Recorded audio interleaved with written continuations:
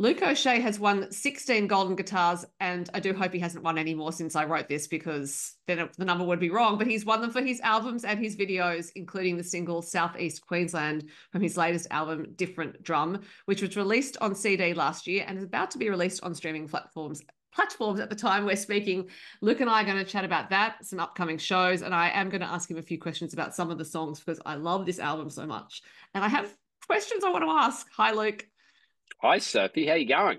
I'm very well, thank you, apart from flubbing some words in that intro, but I figure, people don't mind. Is it still only 16 golden guitars? Can I you say believe it? only 16. I can't believe I said that. Only 16. Can you believe it? No more. No, look, yeah, look, I'm humbled. I'm not giving any of them back, though. That's for sure.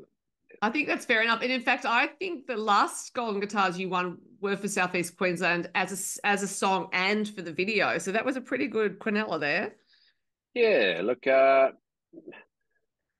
it's hard to take praise for something that was largely due to the footage that was acquired by the soldiers on the front line in Afghanistan. And excuse me. And so it was just we, together with Jay Sini of Blacklist Production, he's a great mate of mine, and we, a great little co-director. We really had to seek out that footage that really did tell the story in South East Queensland. A lot of people can resonate with that. And my brother and his boys and his wife, they live up in South East Queensland, and it was written with a young horsebreaker from Gatton at the time. I think Mitch Lynham, and we used a lot of the words. And greatly inspired from Fred Smith, who had that incredible album, The Dust of Year Is Gone.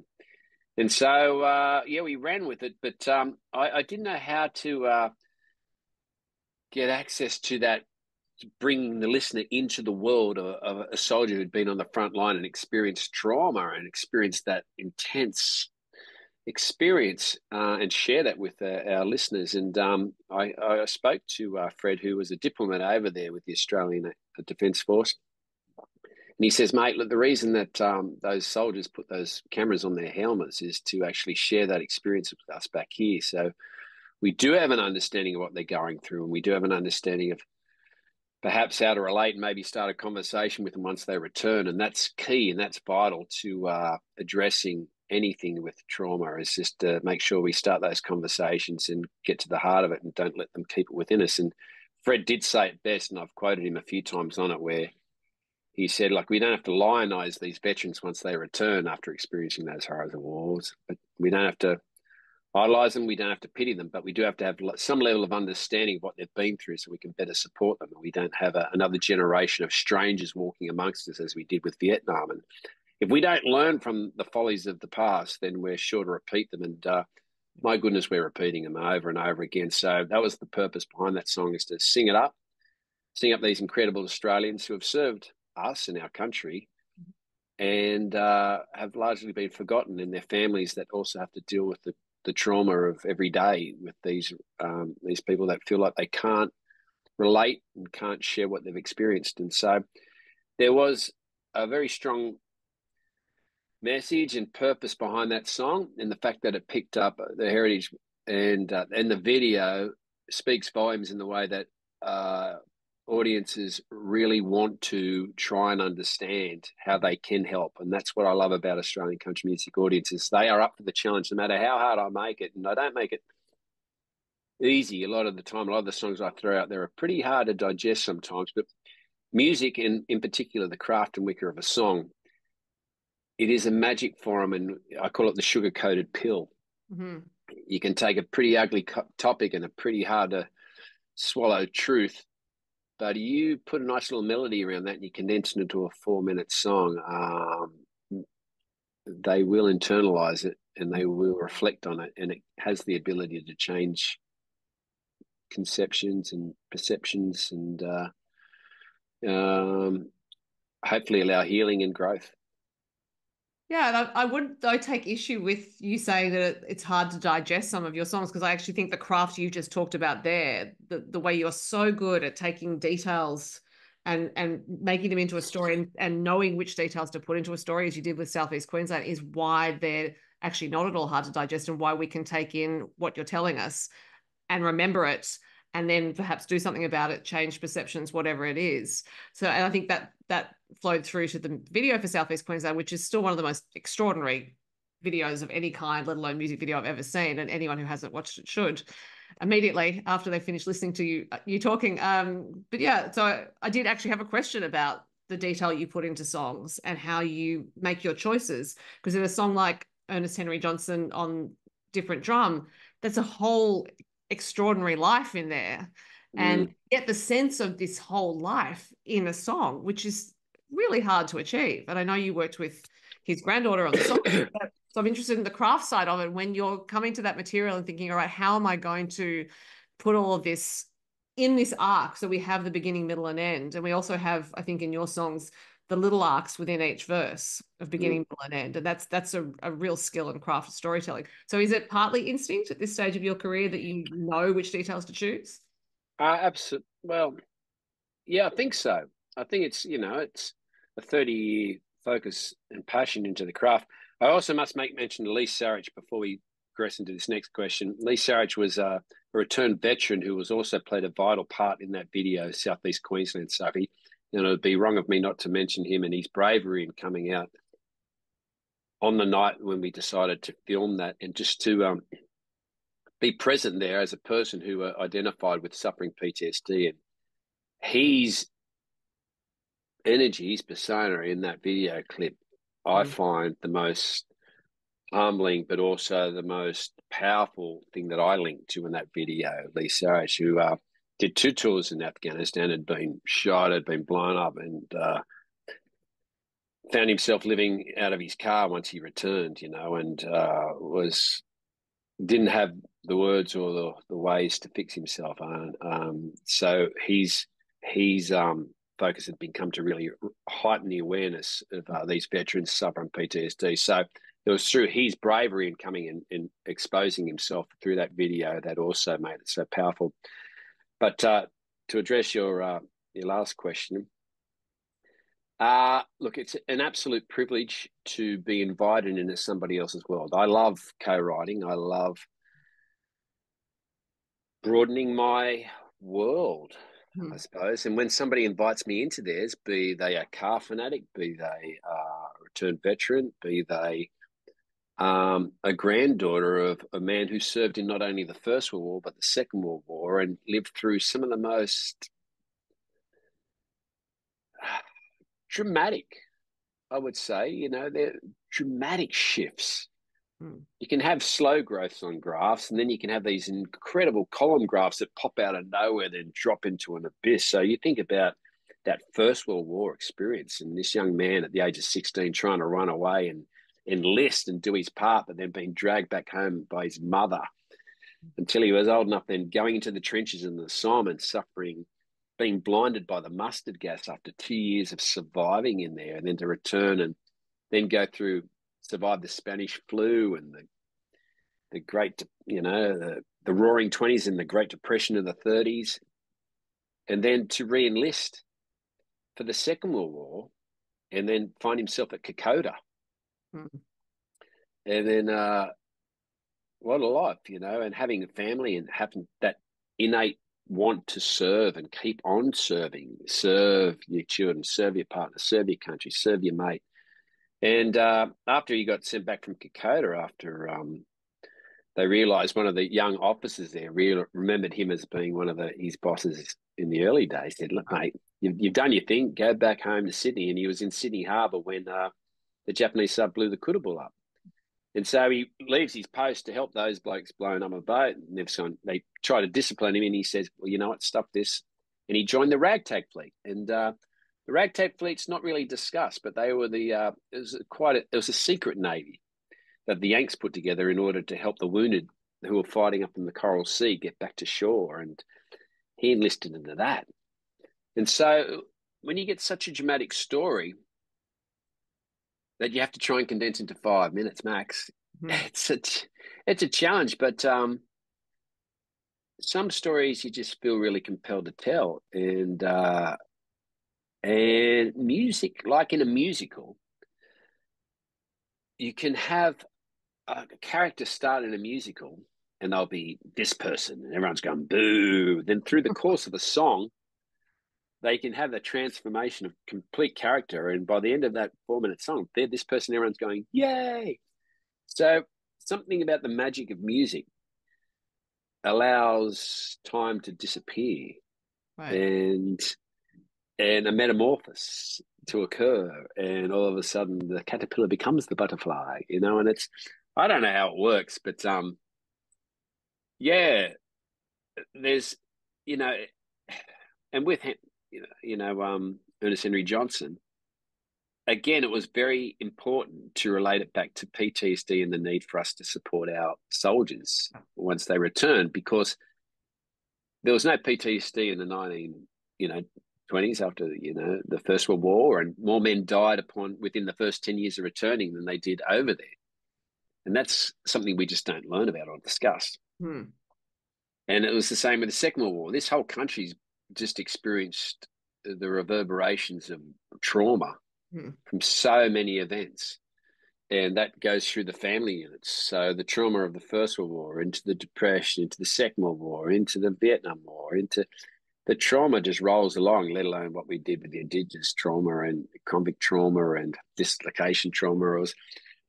It's incredible that we are finally hitting this stage of our evolution where we're actually starting to slow down and analyze that trauma and work through it so that we don't pass it on to next generations, hopefully. So it's that's the importance of other songs on the track, which are about slowing us down and reconnecting with country and ourselves and breath, and letting all that past go. But in order to let it go, we have to know it existed first of all and learn from it. Yeah, which is part of the power of documenting it, as you do in these stories.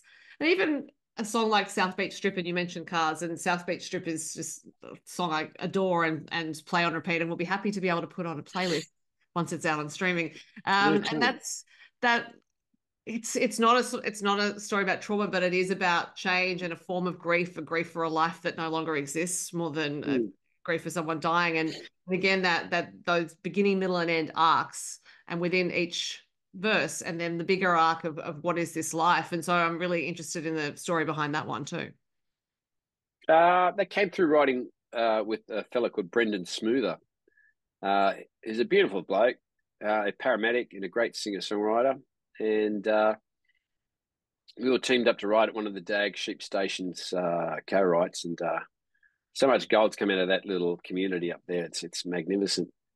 But he wanted to sing up his brother, who he regarded as being the king of the South Beach Strip. And I've my other passion is surfing, so I've surfed up and down this coast, but particularly all the way down the south coast. So I know Wollongong, and I've got mates down there quite well, and Dharawal and Ostamere and Damwell and Coalcliff. So I love that stretch of coastline, and we're close cousins. You know what I mean? Yeah. And but I know nothing about cars. My cars, I didn't care. It was about guitars and surfboards for me, and taken off. So my car was like a 4-cylinder Corolla. You know what I mean? And the cars haven't got much better since. But the more I started to get involved in Brendan's world, and I'm saying, well, tell me about your brother. And he was going, well, he was HK Monaro, was the king of the cars, and he had 327, and the Impalas, and the colour. And then the more he spoke, I realised it wasn't his brother that was the king. It was actually Brendan. He was the bloke. He knew more about cars than I think he knew. So and that's the thing when I start, it's like seeing a psychiatrist when you co-write with somebody. I sit there in the chair going, now tell me about your upbringing, your problems, and what chords have you got in your repertoire? What key are you singing? You really analyze every aspect of their personality, and you dig deep, and you really, I love it, because it gives you a green light to become a real sticky body, and be involved in their world. And then all of a sudden I turned into a rev head, and I started learning stuff about cars that I never knew, and little code and engine sizes and cylinder sizes of your cars. And on a Thursday night, that South Beach Strip was a great place for the rev heads to all meet and show off their cards. This is long before chicanes and speed cameras and speed bumps and seatbelts even, you know what I mean? Like, I don't know how humanity survived the 70s, man, but yeah, it was amazing, wasn't it? We just did. But everything's become so safety and softly now that we've lost a lot of the rawness. We've lost a lot of the ugliness as well. I got to say, the 70s was I refer to as ugly Australia. But because I grew up with it, there's a large amount of nostalgia that's attached to the 70s as well. You know, smoking. Everyone smoked. Didn't kill you, man.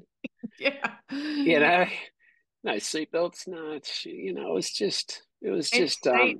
Like there was, you couldn't have a seatbelt. You had those bench seats and everyone just used to spread out on them. yeah, the whole family pack in there and like, you know, your parents drink driving laws. What drink driving laws? You know, it was just, Running boards on older cars, you'd run along the road and hop on the running board. God. yeah, duh.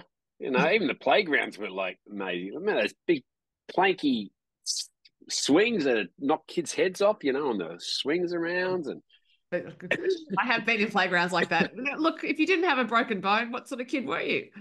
man, everyone had scars, but it was just what we thought was normal. But explains a lot. But yeah, so it is a nostalgic song, and there's a lot of nostalgia in this album, I suppose, in just reflecting on different things, but also nostalgia from a point of view that's not my own, but I can feel it. You know, there's many times have I just stared at the ocean, just seen, you know, the steelworks and the ships on the horizon, Mhm. and just I can feel that stillness, Mm. and I want to instill that in the listener, where for a moment they're lamenting, they're in the moment, but they can see that horizon.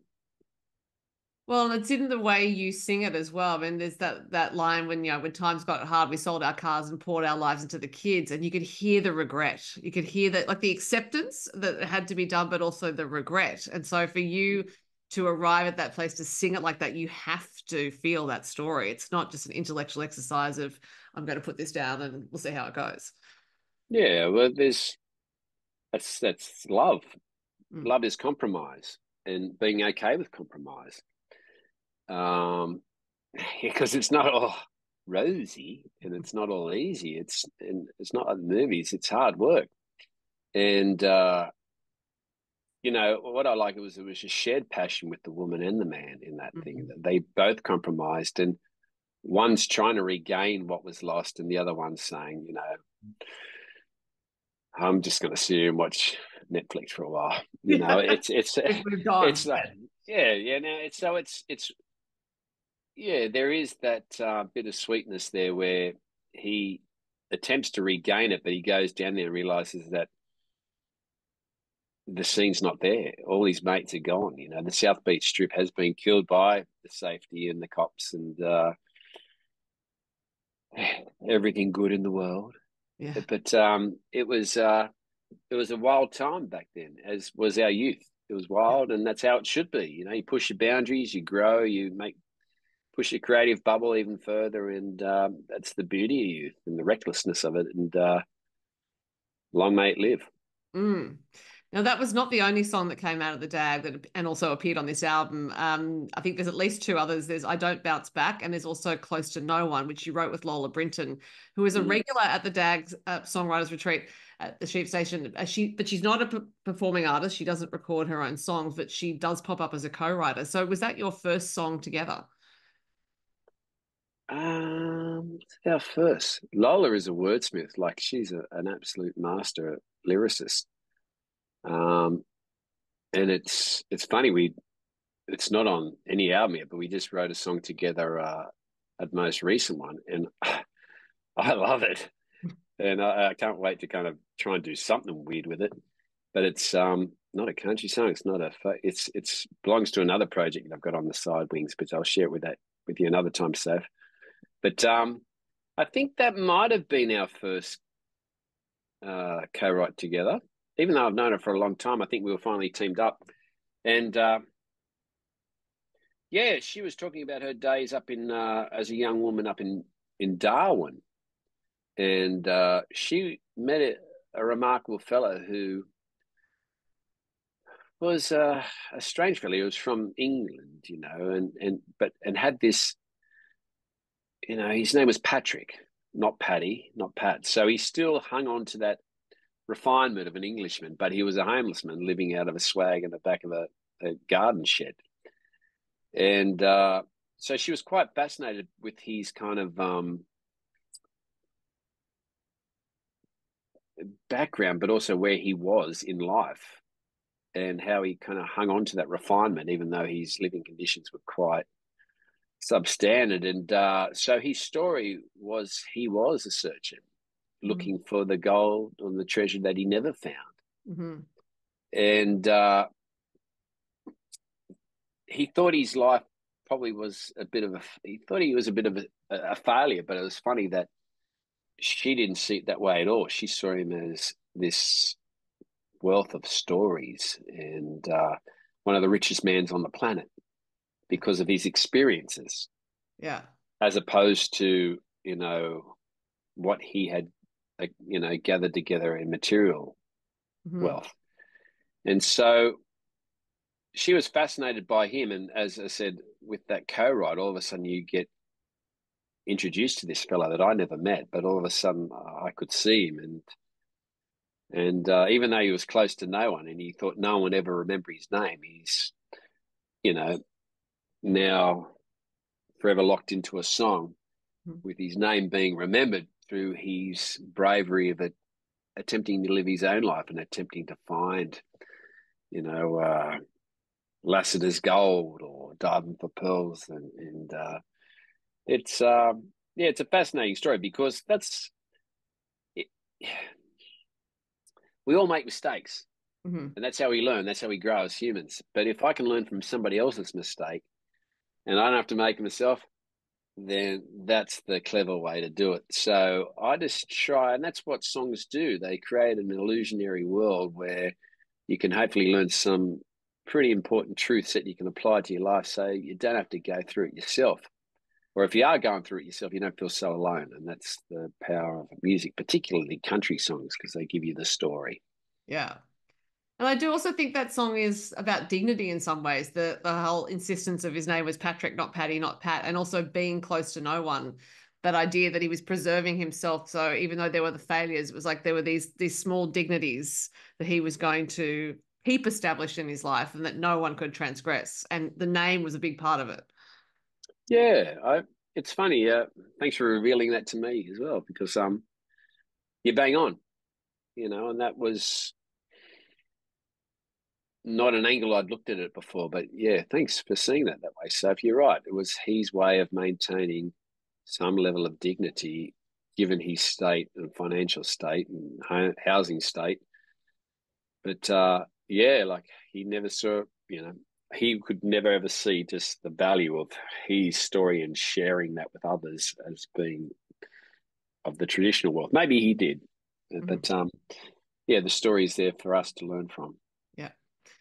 Now, the first track on the album and the next single off the album is Dharawal, and you have said that it's the track that means the most to you on the album. So why is that?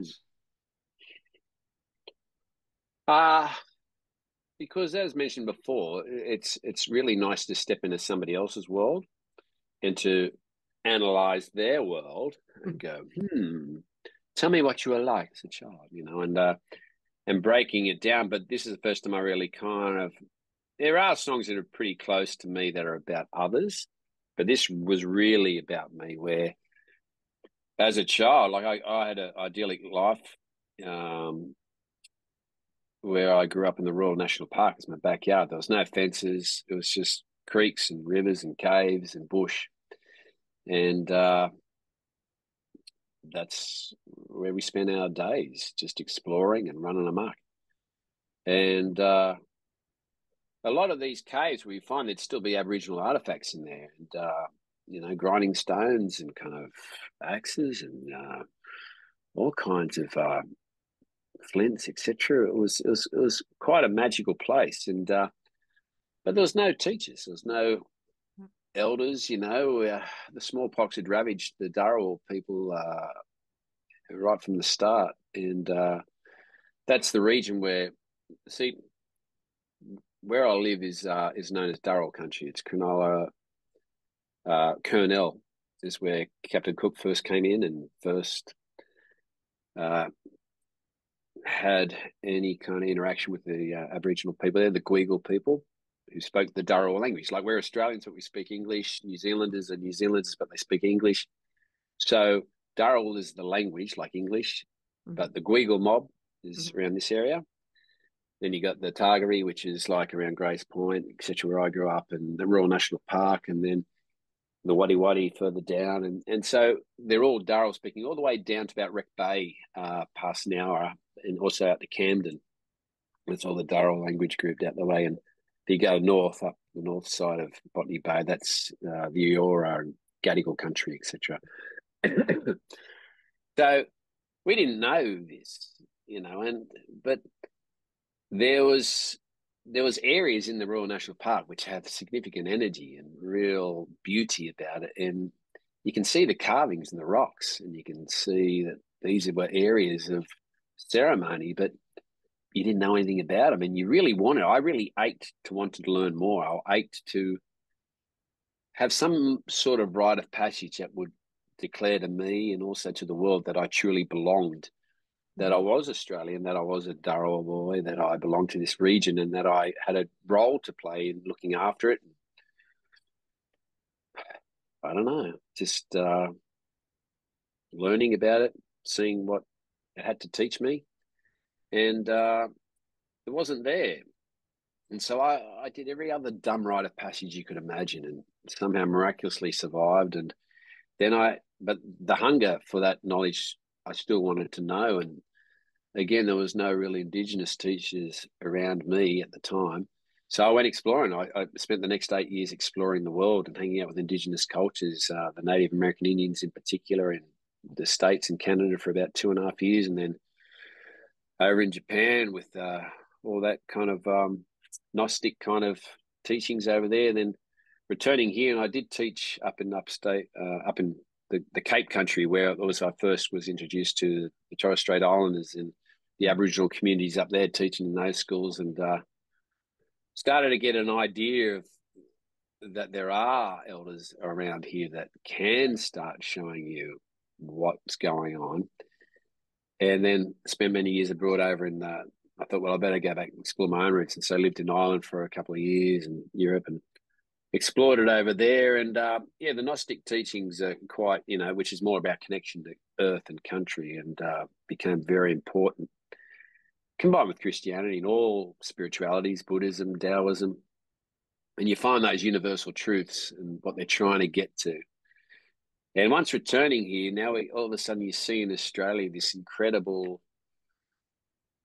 awakening almost to the wisdom that the Indigenous people had, and how important that is for our overall well-being, in order to slow ourselves down to an area and to a time and to a frequency free sugar, free caffeine, free electric blanket, free pillow, free comforts, where you are one with the elements, where you are totally dependent upon the elements, and your energy level is so gentle that it assimilates in with nature, and that you realize you don't own it, you're just part of it. And you do see your ancestors in those trees, you do see your ancestors in that rock, you do see it and you feel it, because you are soft and you assimilate into that area. And so these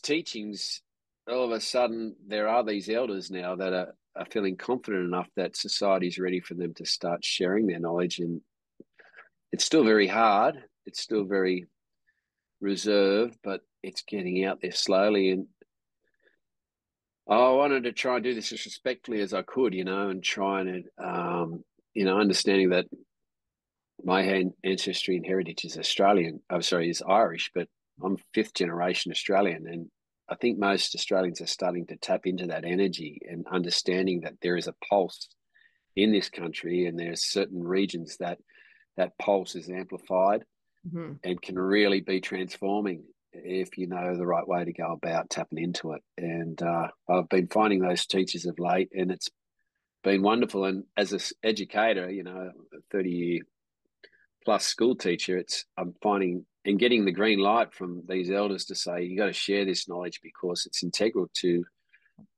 not just our well-being, but the well-being of this country. And so that's becoming the primary focus of what I really want to try and attempt to do in these next couple of decades I've got left, is that try and share this knowledge, trying to learn as much as I can, and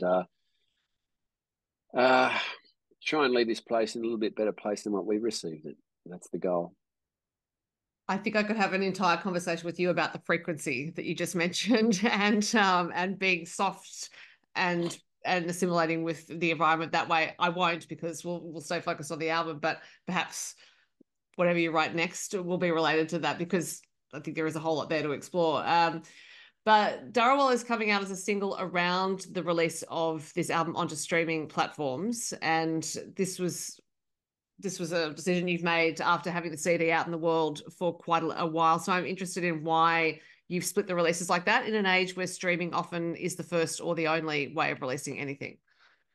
Yeah, quite simply, I wanted to try and make some money because, you know,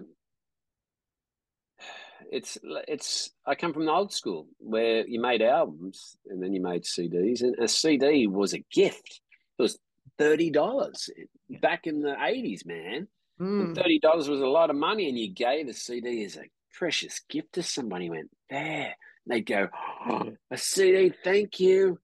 And you'd go, can I? And you couldn't even burn it in those days as well. So it was like, and then you got to listen to the album. And the other thing is it was pre-mobile devices where everybody got to just plug themselves into whatever they want to listen to. So when you went on a car trip and you had a CD or a record, or an album or a cassette, you listened there. The whole family listened to the album. So the kids got stuck listening to it.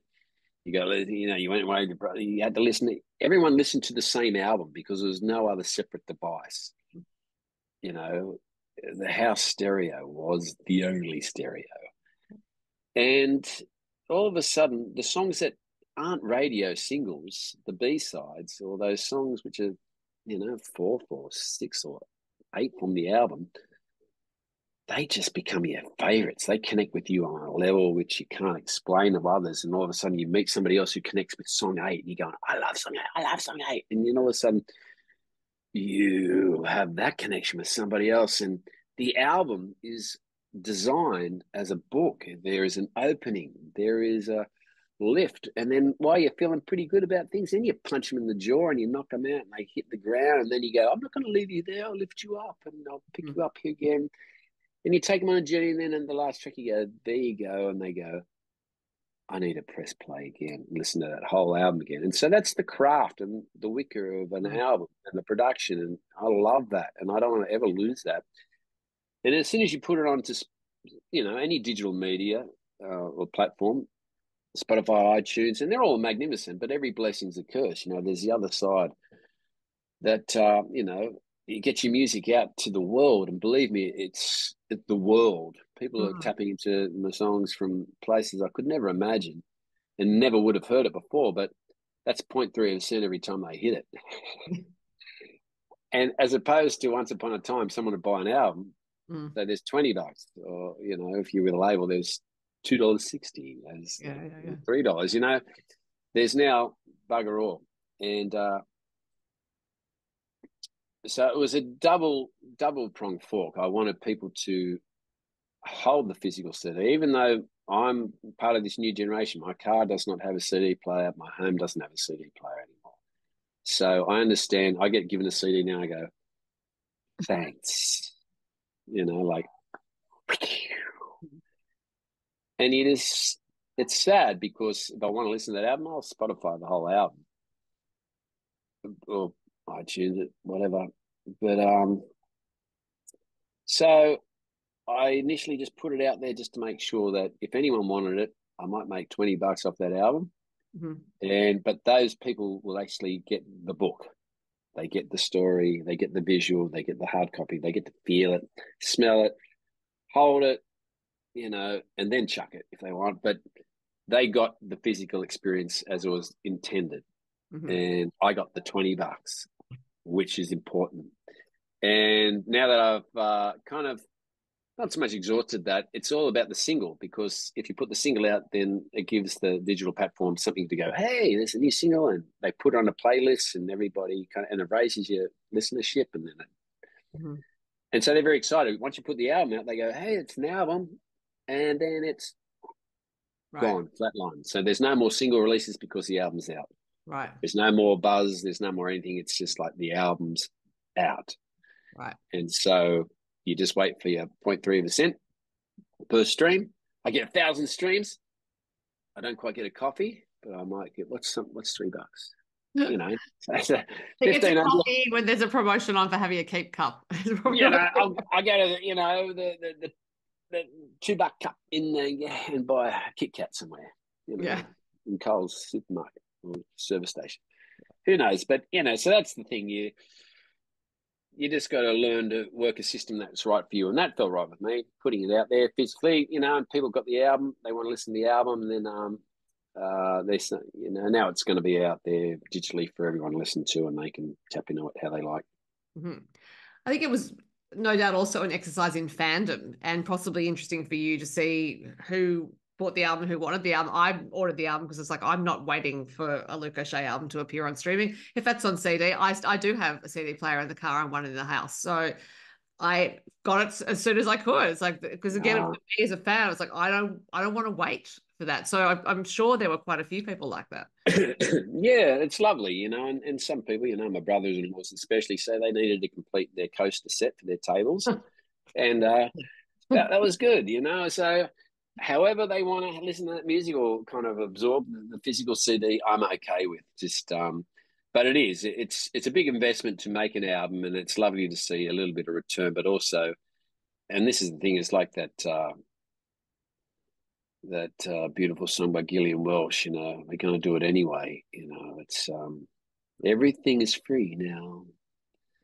But someone figured it out. We're going to do it anyway, even if it doesn't pay. And it's the hard thing, because it is an investment of your time and energy and finances to make these albums. But at the end, that you're going, oh, well, it's in the digital realm now. I'll make bucks when I can, but it's a slow return. Yeah, and I do often wonder about independent artists investing all that money and time, and at which point it might become not sustainable for too many. But again, that's a separate conversation. Partly, I guess, the function of streaming platforms is that more and more people can hear your music so that they may come and see you live. So you have quite a few gigs coming up, and you're playing with Medicine Wheel, which is a band you've had for a very long time. Who is in this band, Luke? Currently it's a bunch of superstars, actually. Loz Benson on drums, who's just been doing a world tour with Angus and Julia Stone. We've got Stefano Constantino on bass, who's just been on the road with Boney M for the last 5 months. He's just been kicking goals. The guitarists, they're all over the place. Jake Wilson, he's a great multi-instrumentalist here in Sydney, and Phil Dublé from Christchurch, New Zealand, who's just a master of his craft. And then I tap into the Vibe once I'm up in Queensland. I'll be up there for the muster, and Phil's coming over from New Zealand, and the Vibe is Will Pascoe and drums up there, and Benji and Sonny Pocock, who will be very well known to a lot of your listeners out there. They're just incredible people, incredible musicians, and the mantra whenever we tap into these guys is maximum joy, because a lot of what we do is such hard yards. Actually, pretty much 98% of what musicians do is just a slog. Until you get to that point where you're on stage with each other and you look at each other and you go, you ready? Yeah. And you hear this tick, tick, tick, and you go, here we go. We get to play. It's called play music, not work music. We get to play music, and it's just You got to remember how much fun it is just to play music, particularly with a band and with a collection of individuals that you deeply love and respect. And it's just an absolute gift. And so it's a real journey to get on those stages when you can look at each other and just go, we're here. Let's just tap into the moment and enjoy this and share it with our audiences. And yeah, I feel very blessed when it happens.